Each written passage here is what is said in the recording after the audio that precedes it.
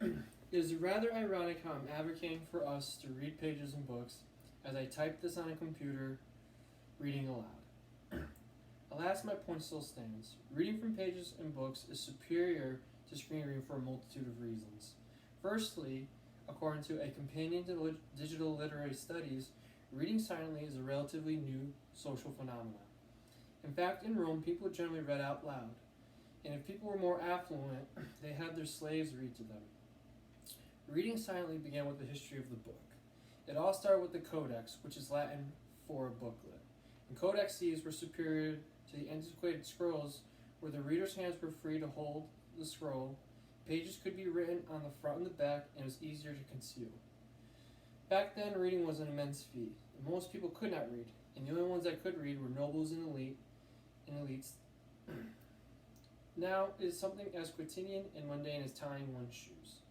And with the increased availability came a less focused approach to reading. Texting regressed reading to a sort of a cheap pleasure, with no cognitive exercises behind it. Reading from pages in books is better than screens because screens result in less focused reading. They can potentially cause physical ailments, and cognition, memory, and recall are hampered. In A Companion to Digital Literary Studies, it defines three types of readings. The first one is a grazing mode, and this is where the reader is trying to pick up and understand everything. We generally think of someone reading a novel whereby they try to immerse themselves and really try and get involved with the reading. And the second type of reading is called scanning mode, and this is the type of reading that looks for subjects that catch our eye and our attention. Generally, when we think of reading the newspaper, when you're just looking at headlines and looking for things that generally appeal to you. And last but not least, the third one is hunting mode. And this has to do with looking for specific topics and information.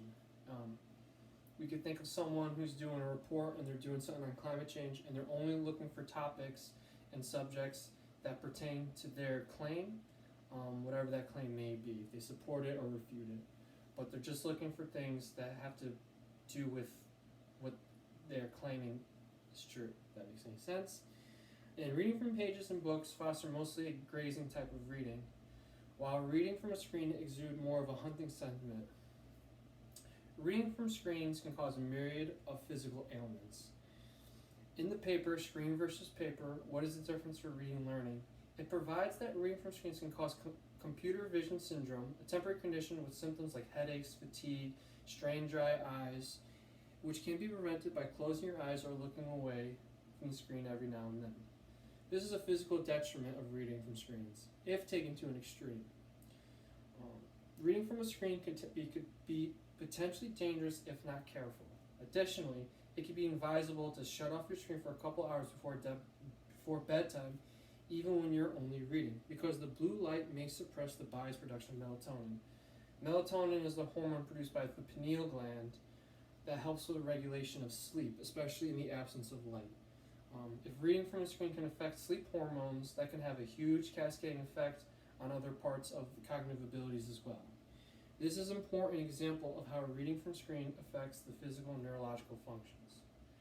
Reading from books augment recall, memorization, and test scores. A study was done in 2013 in Norway with a group of 10 graders. And what the researchers did was they divided two groups of 10th graders. One group read a text that was 1,400 words to 2,000 words, and the other group read not the same text but in digital print. And what they found, and then after they read the text, they gave a reading comprehension test. And it concluded that the students who read on paper scored significantly higher than those who read from the digital text. And this, and again, this was pulled from Screen versus Paper, What is the Difference for Reading and Learning? Causation does not equal correlation. However, it is interesting to see how students score better on reading comprehension tests from paper and books as opposed to screens.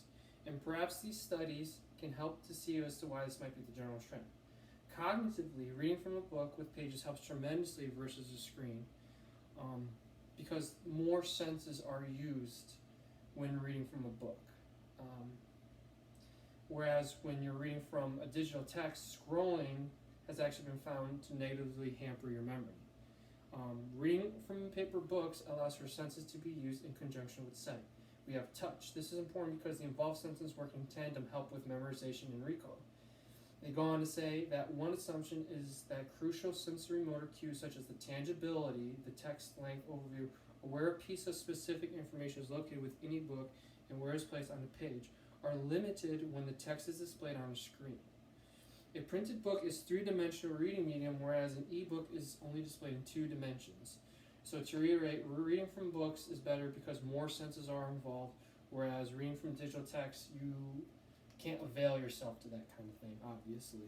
So in conclusion, reading from books and actual pages is better than reading from screens because too much reading from screens can cause physical damage, headaches, eye strain, decrease in sleep. Reading from books augments the emphasis apropos the grazing mode instead of hunting and scanning. And then lastly, it helps with cognition, like I said, helps with cognition a la recall memory. Reading from a paper book may seem archaic, plebeian, and troglodytic, but with all these benefits, what is not to consider? As Harry Truman once said, not all readers are leaders, but all leaders are readers. And with these studies and analyses, President Truman is definitely onto something. So do not shy away from a classic tome. Pick up a book and take your mind to new intellectual and creative heights, and put down the screen because it's good for you. Thank you.